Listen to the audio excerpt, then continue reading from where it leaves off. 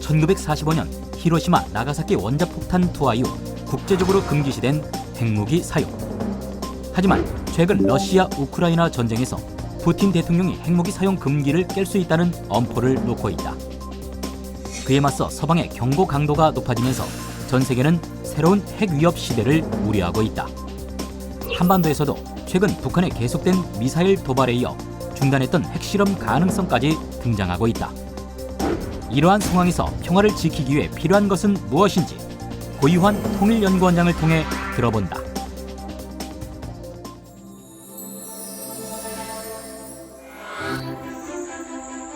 여러분 안녕하십니까? 정책 플랫폼 코리아TV 국정초대석 정관용입니다.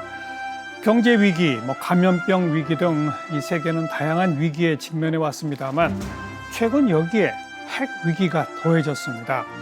이제는 러시아와 서방의 전쟁이 되어버린 이 러시아 우크라이나 전쟁 상황에서 러시아가 핵무기 사용 가능성을 거론하면서 전 세계가 지금 핵 위기에 휩싸여 있죠.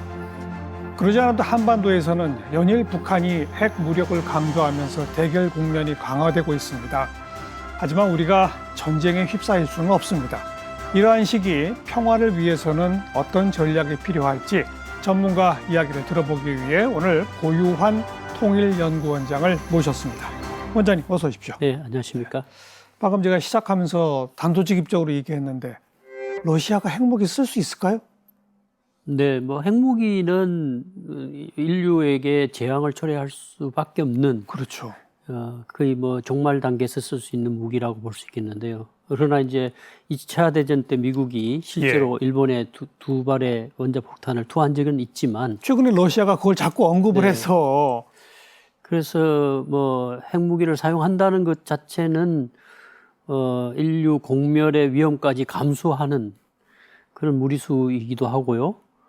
또 이것은 사실은 이제 사용하는 무기라기보다 전쟁을 억제하는 공포의 균형 차원에서 갖는 무기죠. 그렇죠. 그렇기 때문에 이제 사용 가능성을 시사하면서 서방의 개입을 차단하려는 푸틴의 의도는 있지만 사용까지는 마지막 수단으로 고려할 부분이라고 볼 수 있을 것 같습니다. 네, 사실 실제로 핵무기를 러시아가 사용하면 서방도 지금까지의 우크라이나 지원과는 차원을 달리할 수밖에 없는 거 아닙니까? 그럴 수밖에 없겠죠. 핵으로 만약에 사용한다면 핵으로 대응할 수밖에 그렇죠. 없는. 그렇게 되면 특히 유럽은 밀집 지역. 그래서 사용하는 측 또 피해를 보는 측 모두 다 영향권에 있다. 그렇게 보면 사용 자체는 거의 종말 단계에서 사용할 수 있는 그렇죠. 무기라고 봐야겠죠. 전술 핵무기라는 차원에서 이제 아주 제한적인 범위의 사용 가능성은 완전히 부인할 수는 없지만 그러다 핵무기를 사용했다는 것 자체는 전쟁의 개념을 바꾸는 것이기 때문에 아마 푸틴도 선택하기는 쉽지는 않을 거라고 봅니다. 하지만 지금 이 21세기 개명천지에 유럽 한복판 바로 옆에서 네. 전쟁이 지금 진행되고 있다? 네. 이게 상상이 가는 얘기입니까?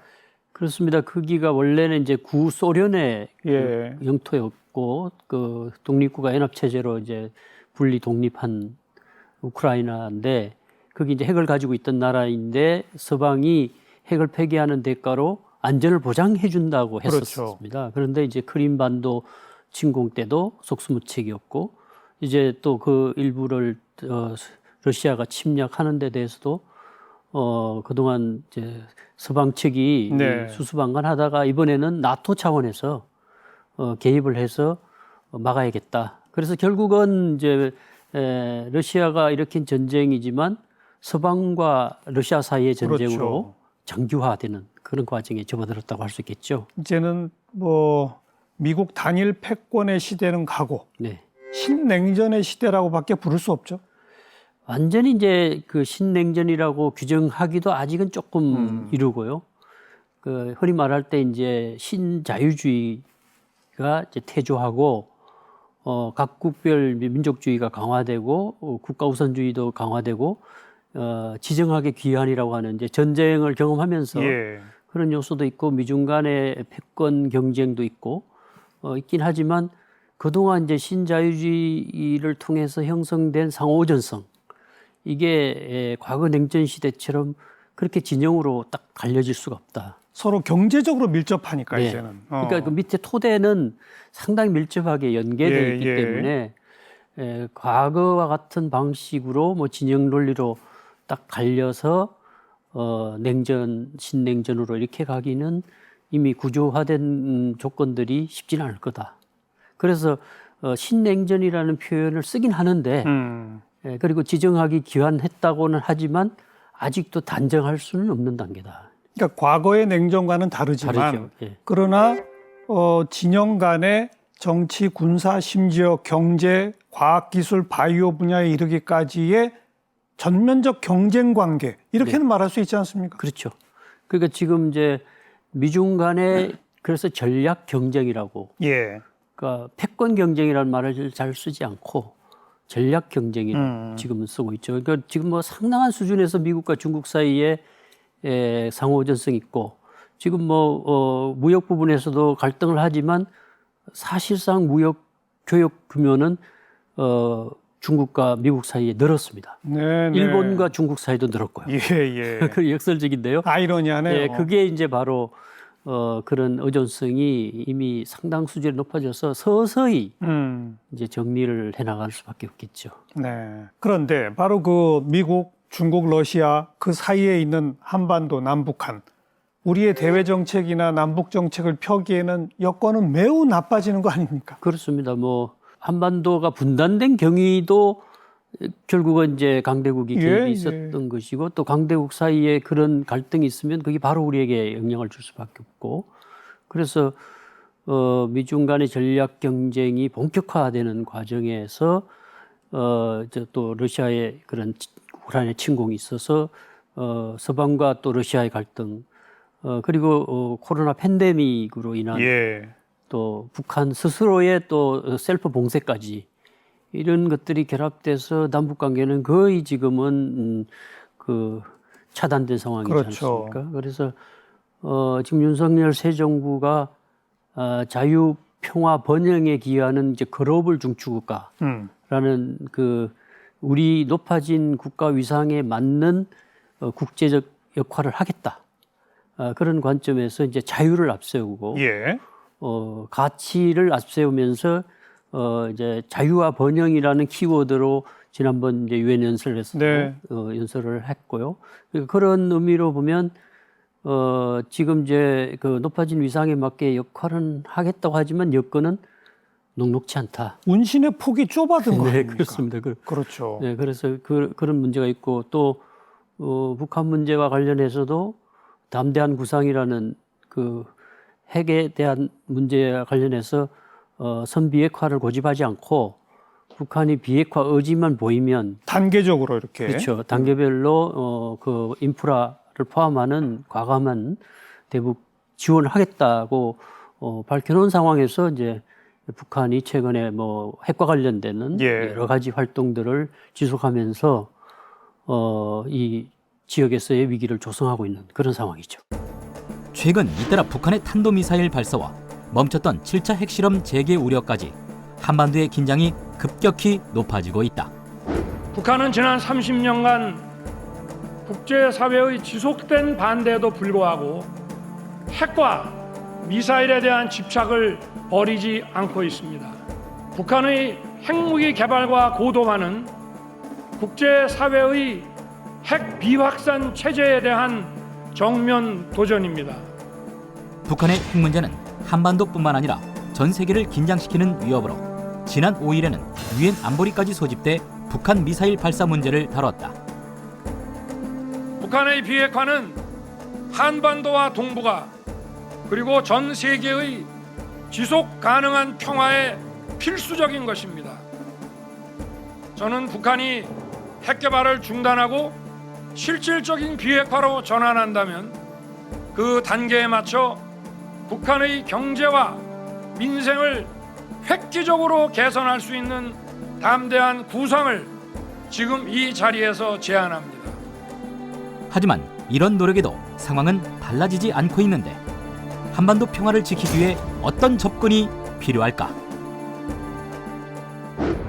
그동안의 북한의 도발은 정말 뭐 여러 가지 유형으로 많았습니다만 제 개인적 생각으로 최근의 북한의 도발은 거의 무슨 종합 선물 세트 같다는 그런 생각이 듭니다. 말씀하신 것처럼 핵사용 법제화라고 하는 걸 또 처음 했고요. 단거리 미사일 뭐 수도 없이 계속 쏘더니 중거리 미사일도 쏘고 심지어 뭐 저수지에서 쏘는 것도 하고 게다가 포사격 훈련, 비행기 뭐 한 120여 대가 한꺼번에 출격하는 거. 최근에 이 북한의 이런 움직임, 전례 없던 종합적인 어떤 이런 도발은 뭐라고 생각하십니까? 그것은 이제 지난해 1월에 있었던 8차 당대회 때 첨단 무기 개발과 관련한 5개년 계획을 수립하고 각 부분들 단위에서 다양한 종류의 첨단 무기들을 개발하라는 지시가 이루어졌고, 예. 거기 따라 그 무기가 개발되면 김정은 위원장은 바로 그 시험하는 습성이 있어요. 그러니까 그 과거에는 정세를 많이 고려하고 시기를 선택하고 이런 것이 있었는데 지금은 새로운 무기가 개발됐다면 바로 실험하는 그런 그래요. 패턴이 있고요.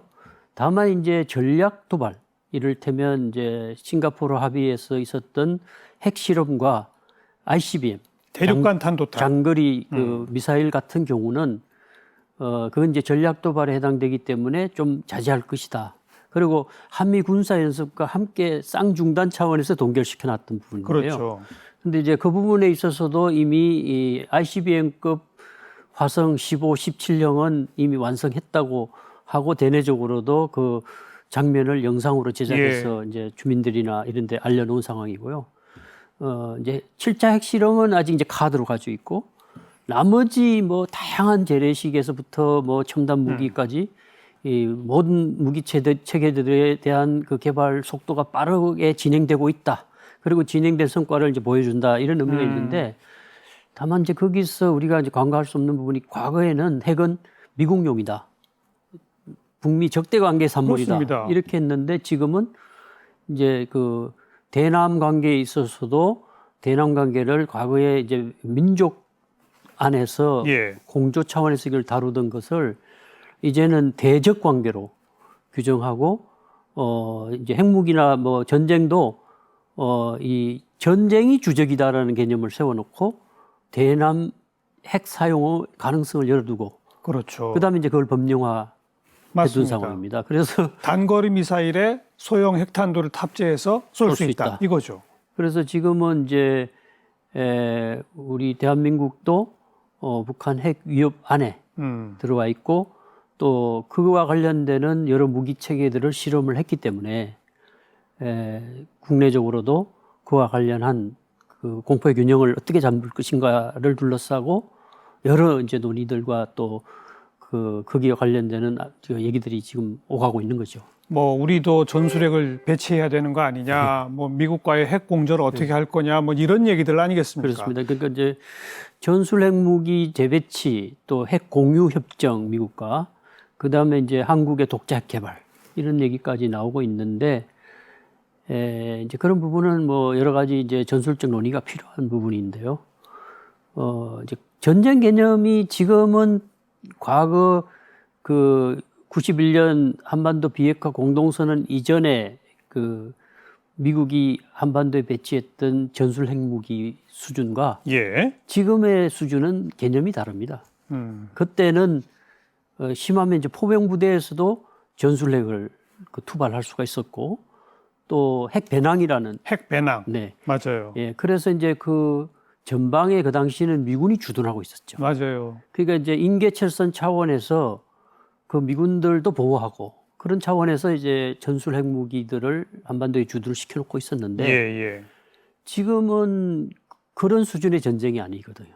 그렇기 때문에 새로운 전술 무기라는 건 전 큰 의미가 없다고 봐요. 그러니까 북한이 이미 전략 핵무기를 갖고 있다고 하는데 전술 핵무기로 그거에 대한 어떤 균형을 잡을 수는 없고 다만 이제 심리적으로나 이제 그 억지적인 효과는 있을 수 있는데 그런 부분에서 이제는 전술 전략 이런 핵무기 개념 자체가 조금 허물어졌다.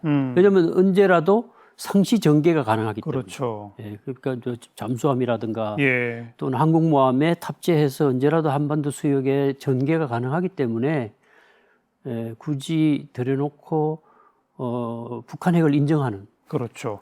그런 방식으로 해결하는 것은 아직은 그런 단계는 아니다. 대한민국 영토 내에 핵무기가 존재하는 한 네. 북한의 핵 문제를 우리가 제기할 명분을 잃게 되는 거 그렇죠. 아니겠습니까? 인정해야 되는 그렇죠. 거고요. 그래서 그런 것까지 다 고려해서 미국 측에서는 확장 억제. 맞습니다. 그러니까 그 확장 억제를 간단히 볼 수가 없는 부분이 지금 이제 우리가 그 얘기는 잘 안 하는데 전시 작전 통제권을 예, 예. 지금 사실상 한미가 공동으로 행사하고 있거든요. 그렇기 때문에 언제라도 북한이 그 전쟁을 일으키면 사실상 미국과 전쟁이. 그렇죠. 그러면 여기 주한 미군이 있고 미국 국민이 있고 그런 상황에서 미국은 곧바로 그 개입할 수밖에 없는 거죠. 맞습니다. 그렇기 때문에 뭐 협정을 굳이 맺을 필요도 현 단계에서는 네, 네. 전자권을 우리가 갖고 있는 동안에는 유럽식 그런 얘기도 지금은 그렇게 해당되지 않는 거 아닌가 하는 생각도 들. 이미 사실상의 핵 공유 상태니까요. 그렇죠. 작전권을 갖고 그렇죠. 전쟁이 벌어지면 예, 작전권을 미국과 한국이 동시에 이제 공동 행사지만 사실상 이제 미국이 주된 행사를 하게 돼 있잖아요. 그런 국면에서 전쟁이 일어나면 미국의 모든 핵 자산은 언제라도 한반도에 전개될 수 있다. 그렇죠. 그런 측면에서 보면 저는 전자권 전환이 지금 안 된 상황이기 때문에 뭐 그 상태에서 어느 정도 그런 부분은 예. 확장 억제에 어느 정도 그 신뢰도를 가지고 봐도 되지 않을까 싶습니다. 그러니까 말씀하신 대로 전술핵 재배치 또 핵 공유 협정, 뭐 자체 핵 개발 이런 논의가 정치권 안팎에 있긴 합니다만 네. 현재 윤석열 정부의 공식 입장도 현 상황 유지죠. 그렇습니다. 그렇죠. 확장 억제적 방식의 현 상황 유지. 네, 그래서 이제 지금 그 분기점은 북한의 이제 7차 핵실험이 있을지 없을지 지금 그렇죠. 계속 그 2월부터 현재까지 오늘 내일 얘기가 나오고 뭐 언제도 이상하지 않다는 정도로 나오는데 저는 그게 이제 소위 말하는 게임 체인저 뭔가 이제 상황을 변화시키는 큰 분기점이 되지 않을까. 네, 네.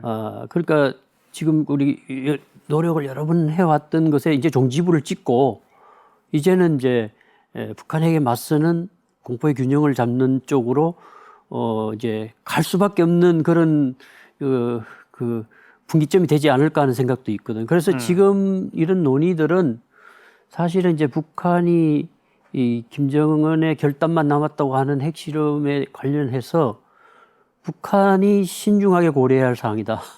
전술핵 무기의 어떤 상용 무기화에 필요한 수순으로 필요한 과정이다. 이렇게 이제 보통 많이 얘기를 하고 예. 또 핵시설과 관련되는 부분에서의 동향을 파악한 한미 정보 당국이 2월부터 계속 지금까지 얘기하고 있는데 북한도 이제 그런 위험성을 아마 알고 있을 겁니다. 그래서 함부로 못 하는 거죠. 초기에는 이제 아마도 그 실험을 하는 것 자체를 협상 카드로 사용하지 않을까 하는 저는 그런 느낌이 좀 있었습니다. 그래서 바이든 행정부가 움직이지 않고 사실상 그 선의의 무시 정책이나 아니면 뭐 전략적 인내의 뭐 두 번째 버전처럼 예. 뭐 조율된 그 실용적 접근을 하겠다는 것과 모든 외교적 수단을 동원해서 조건 없이 대화하자 이런 이외에 구체적으로 뭔가 움직임이 없고 그렇죠. 거기에 대한 어떤 북한이 원하는 협상안을 내놓지 않으니까 이제 북한도 핵실험 카드를 내놓고 결국 이제 싱가포르 합의에 돌아가서 다시 협상을 한번 해볼 건가 아니면 이제 핵을 인정한 평화 공존을 할 건가. 그래서 이제 비핵 평화를 우리가 그동안 많이 얘기했는데 북한은 이제 사실은 유핵 공존, 핵을 갖고 공존하자 이런 얘기인데 이제 미국은 그건 인정할 수 없다. 못 받아들이죠. 그렇죠. 그래서 그 상태에서 북한이 태도를 좀 바꾸기를 기대하고 기다리고 있는 상황이죠. 네, 네. 그래서 여기서 이제 핵실험을 하게 되면 이제 판이 흔들릴 국면이 달라질 수 판이 있는. 흔들릴 수밖에 없죠.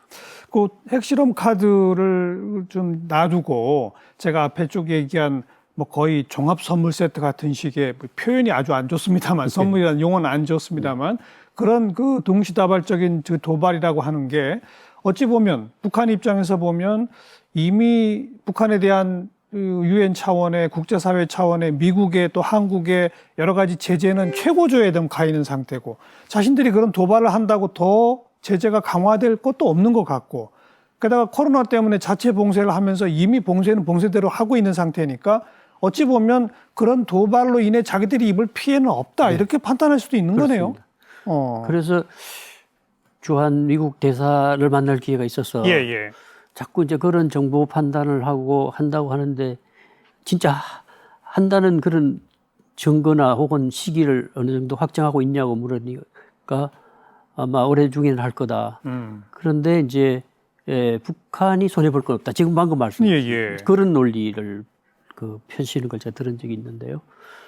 물론 이제 그렇게 볼 수도 있는 부분은 뭐 이미 이제 우리는 다 봉쇄돼 있고 또 셀프 봉쇄로도 코로나 시기에 한 2, 3년 버텼고 예. 그러니까 뭐 더 추가 제재 온다 하더라도 이제 버틸 만하다 하는 거는 북한도 그렇게 생각할 수 있는데 다만 이제 이후 문제에 있어서 이 중국 문제, 중국과 관련지어서 보면 결국 이제 북한이 끝까지 핵을 고수하고 추가 핵실험 같은 걸 하게 되면 결국은 이제 한국도 핵을 가지려고 할 테고 일본, 대만 뭐 이런 식으로 확산은 불가피할 그렇죠. 수밖에 없죠. 그러니까 그런 정도까지 다 고려해서 본다면 저는 지금 북한이 하면 소탐 대실이다.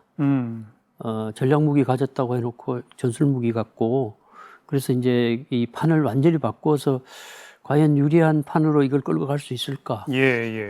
네, 그런 부분에서 아마도 지금 이제 여러 가지 그런 거 하는 거는 대내적인 결속과 리더십 강화의 수단일 수도 있다는 생각을 합니다. 대내용. 예.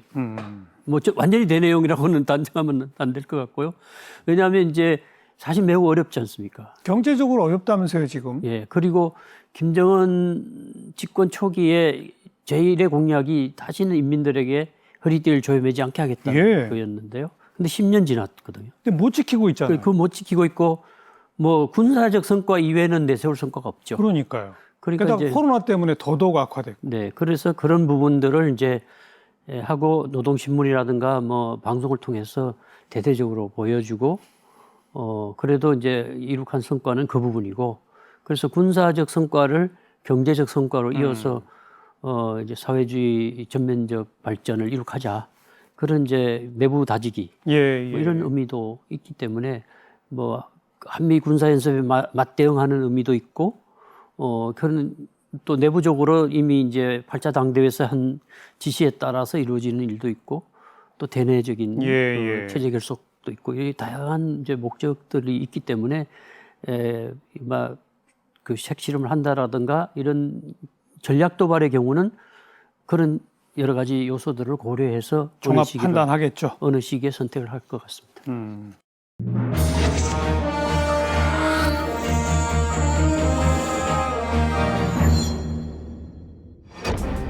그동안 역대 정부가 다양한 노력을 해왔었습니다.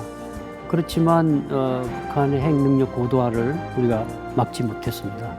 어떤 돌발 사태가 앞으로 벌어질지 모르는 그런 상황 속에 있는 건 사실인데요. 국제사회와도 협력해서 이 상황이 더 악화되지 않도록 관리하면서 우리가 내세운 한반도의 평화 번영이 정착될 수 있도록 모두 힘과 지혜를 모았으면 좋겠습니다.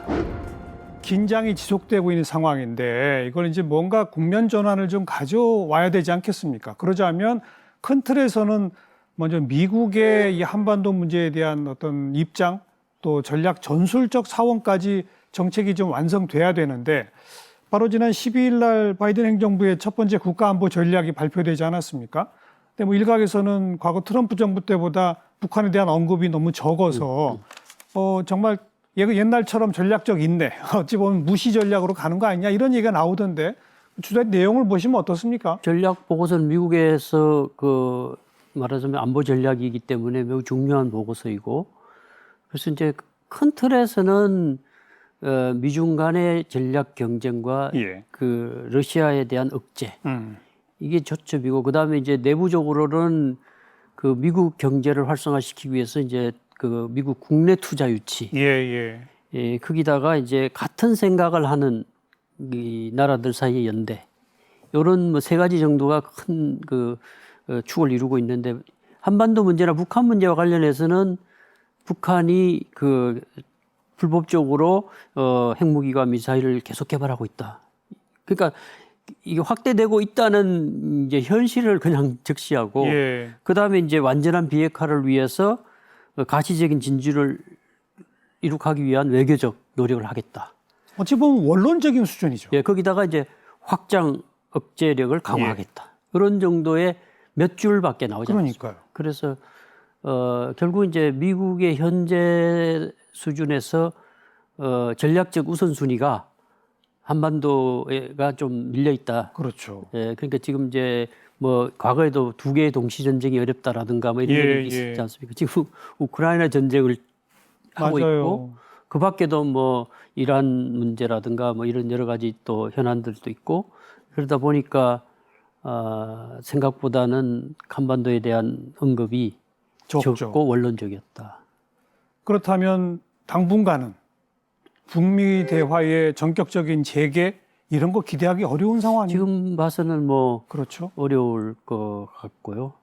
그래서 저는 이제 그 핵실험설이 나올 때부터 이게 이제 카드일 수 있다. 그러니까 제 외부 세계가 늘 관찰을 하니까 핵실험장을 정비하고 할 수 있다는 걸 이제 가시적으로 보여주고, 그다음에 미국이나 한국에 대해서 우리가 핵실험할 텐데 어떻게 할 거냐, 협상을 할 거냐 아니면 핵실험을 하도록 방치할 거냐, 이제 그런 식으로 이제 아마 내밀은 것 같은데. 네. 안 먹히는 거죠. 그러니까 지금은 뭐 그 선언적으로는 얘기하고 있지 않지만 제가 느끼는 미국은 북한이 7차 핵실험을 하기를 바라는 것 같아요. 오히려. 예. 차라리 그렇게 해서 아까 말씀드린 이제 거기 입각한 이제 새로운 전략을 짜는 쪽으로 생각하는 게 아니면 사실상 뭐 현재 어려운 상황이잖아요. 그러니까 그때도 이제 그 트럼프 정부 때도 코로나라는 변수가 없었으면 어떤 형태로든 진전이 좀 있었을 겁니다. 근데 이제 이후로 바이든 정부로 넘어왔고, 바이든 정부는 현재까지 뭐 특별한 지금 그 행동이나 방침을 정하지 않고 원론적인 수준에만 머물고 있으니 뭔가 이제 충격이 이루어지지 않고는 협상 국면으로 전환 어려울 테고, 그리고 이제 한국 정부, 과거에는 한국 정부가 그럴 때 이제 많이 중간 역할을 움직였는데 지금은 이제 그 미국과 같은 입장을 많이 이제 강조하고 있지 않습니까? 그렇기 때문에 물론 이제 담대한 구상을 내서 우리가 이니시아티브 주도권을 잡아오려고도 했지만 북한이 이제 거듭차면서 핵무력과 관련되는 법령을 만들고 그래서 우리도 이제 노력하려고는 했지만 북한이 거기에 호응하지 않는 상황에서 이제 현 단계에서는 상황 관리랄까요? 그렇죠. 그런 정도. 좀 긴 호흡을 가지고 인내심을 좀 해야 할 시기인 것 같고, 미국도 사실 러시아 우크라이나 전쟁 같은 게 좀 정리가 돼야 한반도에 새로운 카드를 좀 만들어 볼 수 있지 않겠습니까? 네. 일정 기간 시간은 필요할 것 같고요. 네. 제발 그 사이에 북한이 좀 뭐 섣부르고 무모한 도발 같은 거 좀 안 했으면 하는 그런 생각인데.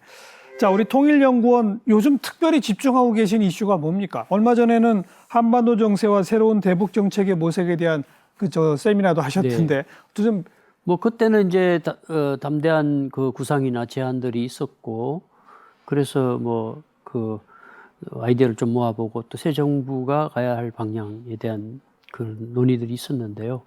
그때도 이제 권영세 장관님 오셔서 축사하시면서 대북 정책 이어달리기, 그 이전 정부가 해왔던 것을 개성할 부분은 개성하고 이어달리기 차원에서 이제 새로운 돌파구를 열어보겠다고 말씀하셨고요. 근데 그 이후에 이제 상황이 더 또 악화돼서 좀 더 아까 논의됐던 그런 내용들을 더 고민해 봐야 될 것 같고요. 연구원 차원에서는 저희는 뭐, 한 40여 명의 연구자들이 이 북한 내부 문제를 비롯해서 뭐 평화 체제 문제라든가 또 인도적 지원 문제 등등 해서 안 다루는 주제가 없을 정도로 다 다루고는 있습니다, 지속적으로. 다만 이제 제가 와서 그 중점적으로 새롭게 좀 구상했던 것은 북한 주민들의 일상을 좀 이해해야 된다. 예. 그런 의미에서 이제 북한의 생활 세계, 주민 생활이라든가 이런 우리가 상부에 일어나는 일들에 대해서는 너무 많이 잘 알고 있는데 북한 주민들과 이 상부와의 사이에서 그래도 보면은 뭔가 있는 요소들이 있으니까 이제 그런 것들을 좀 파악하는 노력들.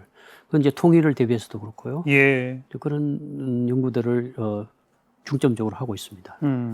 중국이 최근에 러시아 우크라이나 전쟁에 대해서 뭐 난 어느 정도는 편을 들지만 그 전쟁 그만하라는 식의 메시지도 계속 보내고 그러지 않습니까? 네. 중국이 북한한테 좀 해줄 수 있는 역할 없습니까? 이제 그 부분이 우리 많은 분들이 중국이 그 북한 핵 개발에 좀 방조한 거 아니냐, 영향력이 제대로 미치지 못한 거 아니냐 이런 이제 그 불만이나 우려를 표시하고 계시는데 제가 보는 북중 관계는 생각보다 북한이 중국말 안 듣습니다. 안 들어요. 네. 그러니까 중국이 그 얘기를 대놓고 할 수가 없으니까 그런데요. 그러니까 고난의 행군 시대에 이제 많은 사람이 굶어 죽었지 않습니까?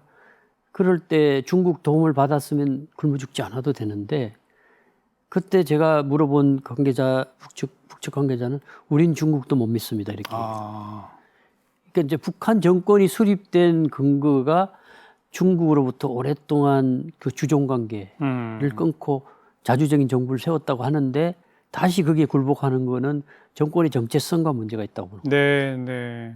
그래서 생각보다 중국의 대북한 영향력이 크지 않다. 그래서 지금도 아마 핵실험과 관련해서 중국은 상당한 우려를 표시하고 있고, 그렇죠. 여러 각도로 압력을 넣고 있는 것으로 알고 있는데요. 그래도 한 달 한 달 장담을 못 하지 않습니까? 그런 정도인데, 그러나 이제 장기적으로 보면 앞서 우리가 논의했던 것처럼 이제 이른바 신냉전으로 간다면, 네. 그러면 이제 북한도 활로를 중국과 러시아로부터 찾을 수밖에 없죠. 그쪽 동맹밖에 없죠. 네. 그래서 북한이 이제 많은 분들이 이제 그 비핵화 협상에 나온 건 핵을 개발하기 위한 시간을 벌기 위한 용이다 이런 이제 분석도 있고, 예. 완전한 비핵화에 대한 의지를 갖고 나왔다는 분석도 있는데요. 근데 이제 그 무렵에 그 비핵화 협상이 나올 무렵에 2018년 이 무렵은 이제 중국식 모델을 어느 정도 원용해서 이제 북한은 단번 도약이라고 하고 중국은 이제 곡선 추월이라고 그러더라고요. 예. 요새 보니까. 그래서 미국을 이제 추월하려고 하는 것처럼 이제 지금과 같은 4차 혁명 시대는 앞에 3차까지 왔던 데서 좀 뒤지더라도 경우에 따라서는 이제 단번 도약이 가능하다고 보고 미국과 이제 그 핵을 아마 동결시켜 놓거나 일부 이제 비핵화를 시키면서 능력은 갖고 있으면서 이제 한번 도약을 해보겠다고 결심하고 나왔는데 각각의 국내 구조들의 반발과 빅딜이 안 됐죠. 안 됐죠.